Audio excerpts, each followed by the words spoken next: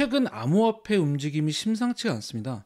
비트코인의 장기 추세인 메가 트렌드의 바닥에 닿았다라는 의견부터 암호화폐의 겨울이 왔다라는 의견까지 뭐 언제나 그랬듯이 양극단으로 갈리고 있는데요. 특히 최근에는 테라 사태로 알려진 스테이블 코인 이제 규제 움직임까지 나타나면서 투자 심리가 극도로 얼어붙고 있죠. 스테이블 코인에 대해서는 사실 올해 초 1월 CES 방송 때 그 암호화폐 전망에서도 언급을 한 바 있었는데요. 작년 스테이블코인 관련 기사도 냈었죠. 그러면서 이제 경고를 했는데 은행도 아닌 게 감히 달러하고 1대1 교환을 약속을 하고 심지어 이에 대한 지급 준비금도 엉망이다라는 부분을 지적을 했었습니다.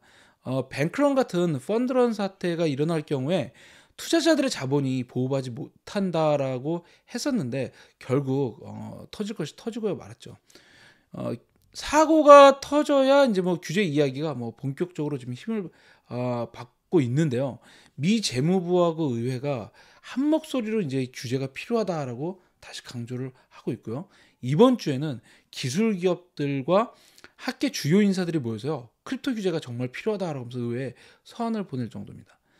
테라 사태가 이제 크립토 산업 전반에 걸쳐서 정부의 규제에 놓일 것이다라는 공포가 있는데 하지만 이제 미국 정부의 타겟은요 이미 작년부터 스테이블 코인에 향해 있었죠.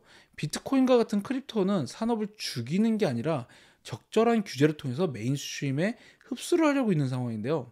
하지만 이 스테이블 코인은 다릅니다. 이 달러도 아닌 게 달러하고 지금 1대1 연동을 말하면서 대출을 해주고 있고요. 지급 준비금도 제대로 준비가 되어 있지 않으면서 은행 같은 역할을 하고 있어서 강력한 규제가 필요하고 연준은 심지어 이제 파월 의장은요. 연준의 공식 디지털 화폐죠. CBDC가 나올 경우에 스테이블 코인은 사라질 것이다라고 경고를 할 정도였습니다. 근데 이 재밌는 점은요. 크립토 시장의 로비, 이 로비가 의외에 점점 영향력이 굉장히 강해지고 있다는 겁니다. 이 미국은 로비가 합법적인 나라죠. 그렇게 사건 사고가 많으면서도 총기 규제가 절대로 안 되는 이유. 바로 이 총기협회 NRA의 막강한 로비 때문인데요. 그런데 이제 블룸버그에 따르면 작년부터 올해 초까지 크립토의 의회 로비 규모가요. 정말 어마어마하게 커지고 있습니다. 무려 2,600만 달러로 쏟아붓고 있는데요. 그 규모가요. 이제 빅테크를 능가하고 있고 거대 제약회사하고 방위산업체를 압도하고 있습니다. 같은 기간 2020년과 비교해서 무려 5,200%가 증가했다고 해요. 이 제약회사는요 로비를 통해서 사실 뭐 말도 안 되는 마약 성분인 뭐 오피오이드를 팔아치웠고 그 방위 산업체의 숨겨진 힘은 여러 뭐 드라마에서도 단골 소재로 나오고 있을 정도인데요. 빅테크도 마찬가지입니다. 지금 뭐 빅테크 규제를 해야 된다 이제 다 흩어놔야 된다 이제 의회가 얘기를 하고 있지만 지금까지 FTC가 빅테크를 상대로 한 소송은 지금 대부분 다 패소하고 있죠. 크립토는 이들을 압도하는 로비를 하고 있고 의원들 지금 다수 역시 비트코인하고 이더리움, 도지코인과 같은 크립토에도 투자를 실제로 하고 있는 상황입니다. 규제가 암호화폐 시장을 죽이는 게 아니라 더 부흥시킬 가능성이 커지고 있는 건데요. 이 JCL 캐피럴의 설립자인 조던 린지 같은 경우는요. 비트코인의 메가 트렌드 바닥을 보여주면서 비트코인이 지금 저점에 있다. 메가 불리시 시그널 직전에 있다고 하면서 뭐 기대를 굉장히 크게 드러내기도 했죠. 이 비트코인이 메가 트렌드의 바닥을 딛고 상승하는 상황인지는 뭐 모르겠지만 JP모건은요 지난주에 비트코인의 적정 가격이 이 38,000달러대다라고 분석을 했습니다. 지금부터 약 38% 정도의 상승 여력이 있는 건데요. 이 JP모건은 크립토가 주식과 채권 같은 일반 자산 범주에 속하지 않는 그 대체 자산 중에서 지금 부동산보다 더 선호하고 있다라고 밝힐 정도로 크립토는 지금 메인스트림의 사랑을 받고 있는 상황입니다. JP모건은요. 암호화폐 시장의 조정이 1, 2월보다 5월이 더 많은 항복, 매도세를 보였다라고 하면서 향후 좀 더 상승세를 보일 가능성이 있다라고 주장을 했어요. 이 오한다 증권의 에드워드 모야 애널리스트는요. 주시해야 될 레벨로 33,500달러를 제시하면서 이 레벨이 넘을 경우에 기술적인 매수세가 유입이 될 수 있다라고 봤습니다. 장기적으로는 37,000달러를 회복해야지 강세장이 다시 돌아올 수 있다라고 했는데요. 비슷한 레벨이라는 점에서 시장이 주시하고 있는 뭐 중요한 레벨이라고 할 수 있겠죠. 이 반대로요. 가장 중요한 지지선이 28,000달러를 만약에 하향 돌파할 경우에 17,000달러에서 8,000달러까지 완전히 또 떡락할 수 있다는 의견도 있습니다. 이 구겐하임의 스캇 마이너드 최고 투자 책임자는요, 3만 달러를 만약에 비트코인이 지속적으로 완전히 뭐 하향 돌파할 경우에 8,000달러가 궁극적인 바닥이 될 것이다라고 했는데요. 특히 지금 비트코인하고 이더리움 같은 거물 코인들은 살아남겠지만 대부분은 쓰레기다라고 하면서요, 현재 크립토 시장을 2000년대 닷컴 버블하고 비교를 했죠. 실제로 현재 비트코인이 차지하는 마켓 캡은요, 2014년 79%에서 43%로 완전히 쪼그라들었는데요. 그만큼 코인도 많아지고 생태계가 굉장히 거대해졌다고 볼 수 있습니다. 코인은 이제 무려 1만 9천 개에 달한다고 하는데요. 뭐 어떻게 보면 이게 무슨 의미가 있는지 알 수 없는 코인들이 정말로 많아졌죠. 그만큼 비트코인이 시장을 장악하는 비율이 이제 급격히 추락하고 있습니다. 100%에 가까웠던 2016년과 비교하면요, 이제는 39%까지 하락했다 46% 정도로 이제 조금 더 올라왔는데요. 암호화폐 시장이 전반적으로 침체에 빠져 있는 지금 비트코인의 회생 여부는 정말 중요합니다. 비트코인이 일단 살아야지 투자 심리가 회복이 되면서 알트코인도 살아나기 때문인데요. 2019년 비트코인의 바닥에서 비트코인의 시장 장악력이 다시 살아나기 시작하면서 시장이 회복을 했다는 점, 그리고 2020년 역시 비트코인 장악력이 다시 커지면서 시장이 회복을 하고 이후 알트코인이 이제 바통을 받아서 다시 회복을 하고 알트코인이 주도하는 크립토 시장에 정점을 기록했다는 점은요, 일단 지금 같은 경우는 비트코인이 살아나야 한다라는 것을 보여주죠. 그런 점에서 최근 비트코인의 시장 장악력은 좋은 추세로 보여주고 있습니다. 이대로 살아날지 두고 봐야 할 것 같은데요. 중요한 지지선인 38,000 레벨을 바닥으로 상승할 수 있는지, 혹은 이를 지켜내지 못하고 무너지는지 여부를 봐야 할 것으로 보이죠. 38,000이 아니라 28,000입니다. 죄송합니다.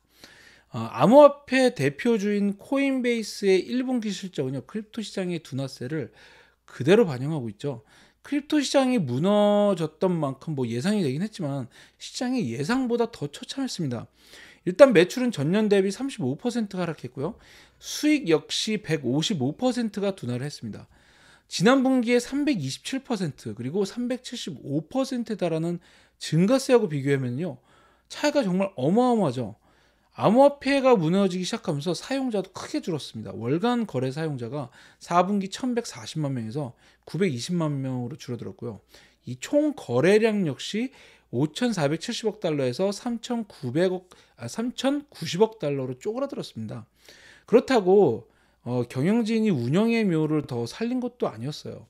운영 비용이 총 12억 달러로 매출을 처음으로 넘어가면서 영업이익이 순손실로 돌아섰습니다. 결과는 참혹했죠. EPS는 마이너스 1.98불을 달러를 기록을 하면서 전망치였던 8센트를 무려 2690%나 하회했고요. 매출 역시 15억 달러를 전망치를 22%나 하회하면서 11억 6,600만 달러를 기록을 했습니다. 당연히 뭐 시장의 평가는 냉정했죠. 레피니티브는요, 1분기 실적을 10점 만점에 2점을 줬고요.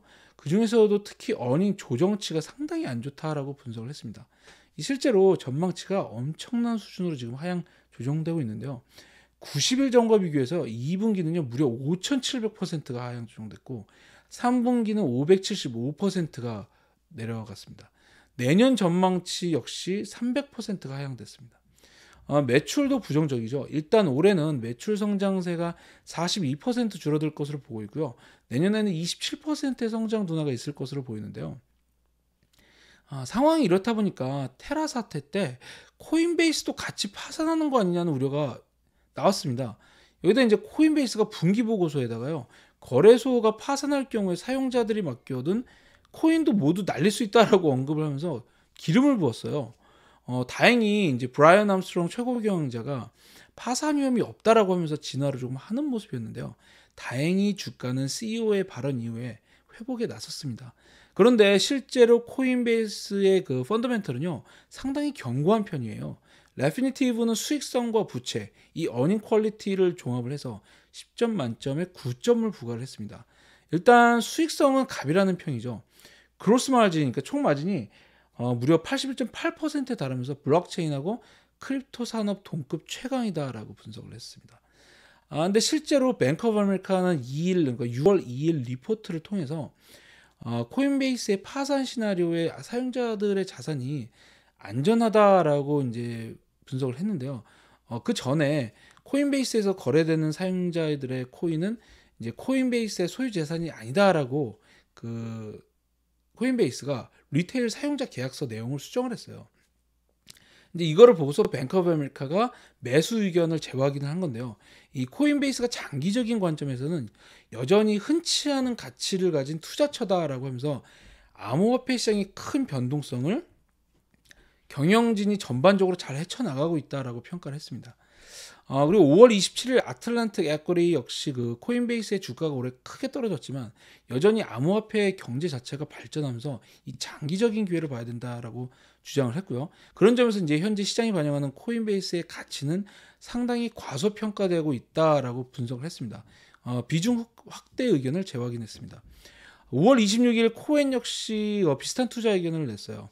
코엔은 코인베이스가 점점 더 광범위해지는 초기 단기의 암호화폐 경제에 순수하게 노출되어 있는 투자처다라고 평가하면서 암호화폐 사이클을 따라서 계속 지속될 수 있는 잘 구축된 기업이다라고 분석을 했습니다. 특히 이제 회사가 최근 보안 인프라하고 그 정부 규제 준수를 굉장히 잘 구축을 하고 있어서 다른 경쟁 업체보다 유리하다라고 봤습니다.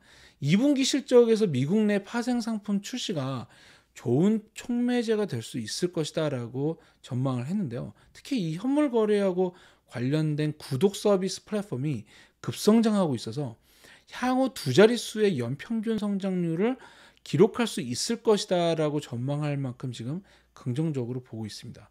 코엔은 그 코인베이스에 대해서 시장 수익 상회 아웃퍼폼으로 투자 의견을 시작을 했고요. 목표가는 $85를 제시했습니다. 월가를 전체적으로 보면요. 현재 15명의 애널리스트들이 매수 의견을 내고 있고요. 4명이 홀드, 2명이 매도 의견을 내고 있습니다. 평균 목표가는 $151.16로 현재 가격하고 비교해서 약 128% 정도의 상승 여력이 있다고 판단할 만큼 전반적으로는 여전히 그 주가 하락세가 1분기 실적과 전망만 보면 바닥에 닿았다는 평을 지금 월가가 하고 있는 상황이라고 할 수 있습니다. 지난 2월 코인베이스 분석 방송에서도 말씀을 드렸지만 이 코인베이스의 주가는 비트코인과 지금 완벽하게 싱크되어 있죠. 정상적인 모습은 아닙니다. 결국 산업 그 초기 단계이기 때문에 나타나는 현상인데요.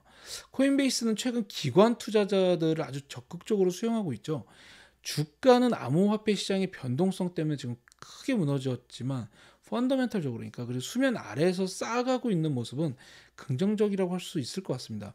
다만 암호화폐의 겨울이라 불리는 지금에는 코인베이스를 볼 때 기회를 보고 달려드는 고성장주가 아니라 암호화폐 시장에 정말 긍정적인 투자자가 장기적으로 선택할 수 있는 최고의 선택이라 할 수 있을 것 같습니다. 네, 감사합니다.